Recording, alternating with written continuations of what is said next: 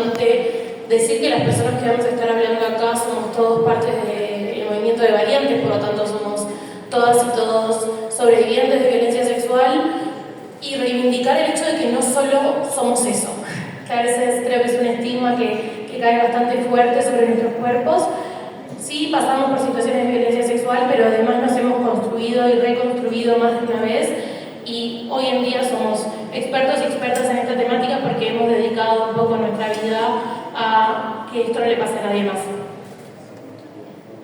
Yo les voy a hablar un poco de esto, ¿no? De los factores socioculturales o los factores externos que nos llevan al silencio, pero antes me gustaba poner arriba de la mesa los datos específicos de qué hablamos cuando hablamos de que las víctimas callamos, ¿no? Y bueno, la Comisión Europea este año sacó un informe que dice que entre el 60 y el 70% de las víctimas no revelan lo que les ha ocurrido hasta que son adultos o adultas, y que el 28% no llega a contárselo a nadie.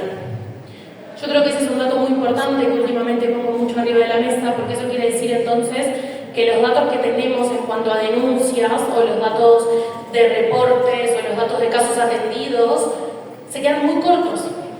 Y eso un poco duele, ¿no? Porque los datos que tenemos son extremadamente altos en toda la región, pero sin embargo son cortos. Solo el 5% de las víctimas adultas, o sea, cuando llegan a la adultez, lo reportan a la policía. Entonces, si pensamos que vamos a usar los datos de las denuncias como datos para pensar la magnitud de esta problemática, sabemos que no nos van a alcanzar. Y UNICEF nos dice un poco lo mismo, ¿no? Entre el 80 y el 90% de los casos de violencia sexual infantil nunca son denunciados, ¿no? Nunca, ni siquiera hacemos el intento de buscar justicia por ese tipo de delitos. Y ahí tenemos dos preguntas: ¿por qué las víctimas callamos y por qué las víctimas no buscamos justicia?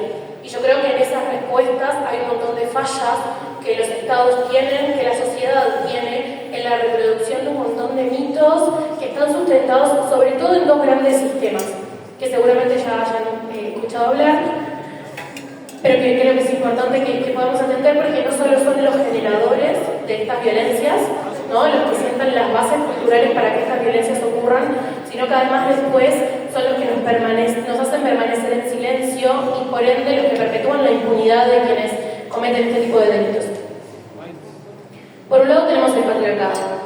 Entiendo que la mayoría de las personas que estamos acá presentes sabemos de qué estamos hablando, pero bueno, el patriarcado es el sistema cultural por excelencia que le otorga el poder a los varones